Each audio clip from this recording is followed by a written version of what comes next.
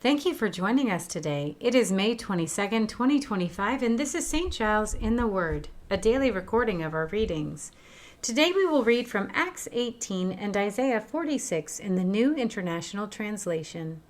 We begin today in the book of Acts. After this, Paul left Athens and went to Corinth. There he met a Jew named Aquila, a native of Pontus, who had recently come from Italy with his wife Priscilla because Claudius had ordered all Jews to leave Rome.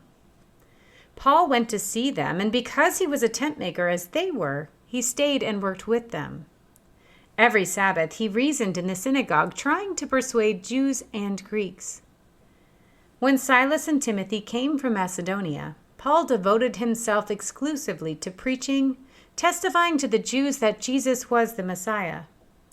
But when they opposed Paul and became abusive, he shook out his clothes in protest and said to them, "Your blood be on your own heads. I am innocent of it. From now on I will go to the Gentiles." Then Paul left the synagogue and went next door to the house of Titius Justus, a worshiper of God. Crispus, the synagogue leader, and his entire household believed in the Lord, and many of the Corinthians who heard Paul believed and were baptized. One night, the Lord spoke to Paul in a vision.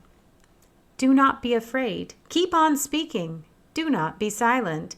For I am with you, and no one is going to attack and harm you, because I have many people in this city."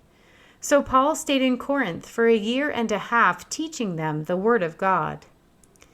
While Gallio was proconsul of Achaia, the Jews of Corinth made a united attack on Paul and brought him to the place of judgment. "This man," they charged, "is persuading the people to worship God in ways contrary to the law."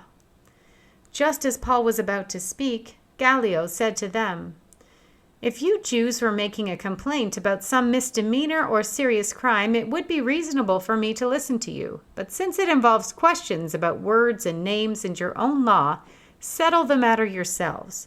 I will not be a judge of such things." So he drove them off.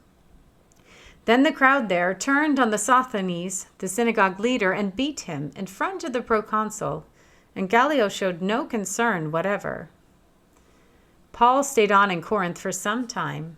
Then he left the brothers and sisters and sailed for Syria, accompanied by Priscilla and Aquila. Before he sailed, he had his hair cut off at Cenchreae because of a vow he had taken. They arrived at Ephesus, where Paul left Priscilla and Aquila. He himself went into the synagogue and reasoned with the Jews. When they asked him to spend more time with them, he declined. But as he left, he promised, "I will come back if it is God's will." Then he set sail from Ephesus. When he landed at Caesarea, he went up to Jerusalem and greeted the church, and then went down to Antioch. After spending some time in Antioch, Paul set out from there and traveled from place to place throughout the region of Galatia and Phrygia, strengthening all the disciples. Meanwhile, a Jew named Apollos, a native of Alexandria, came to Ephesus. He was a learned man, with a thorough knowledge of the Scriptures. He had been instructed in the way of the Lord, and he spoke with great fervor and taught about Jesus accurately, though he knew only the baptism of John.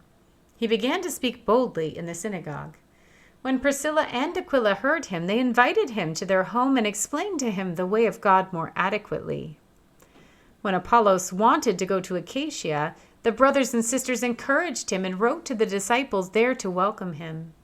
When he arrived, he was a great help to those who by grace had believed, for he vigorously refuted his Jewish opponents in public debate, proving from the Scriptures that Jesus was the Messiah.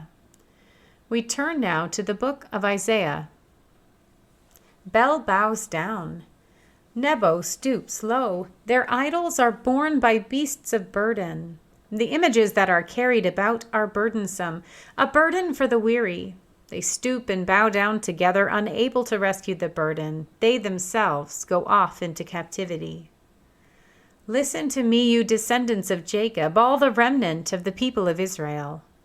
You whom I have upheld since your birth and have carried since you were born, even to your old age and gray hairs. I am he. I am he who will sustain you. I have made you and will carry you. I will sustain you and I will rescue you. With whom will you compare me or count me equal? To whom will you liken me, that we may be compared? Some pour out gold from their bags and weigh out silver on the scales. They hire a goldsmith to make it into a god, and they bow down and worship it. They lift it to their shoulders and carry it. They set it up in its place, and there it stands. From that spot it cannot move. Even though someone cries out to it, it cannot answer. It cannot save them from their troubles. Remember this, keep it in mind. Take it to heart, you rebels. Remember the former things, those of long ago. I am God, and there is no other. I am God, and there is none like me. I make known the end from the beginning, from ancient times what is still to come. I say my purpose will stand, and I will do all that I please. From the east I summon a bird of prey, from a far-off land a man to fulfill my purpose. What I have said, that I will bring about. What I have planned, that I will do. Listen to me, you stubborn-hearted, you who are now far from my righteousness. I am bringing my righteousness near. It is not far away, and my salvation will not be delayed. I will grant salvation to Zion, my splendor to Israel. Here ends our reading for today.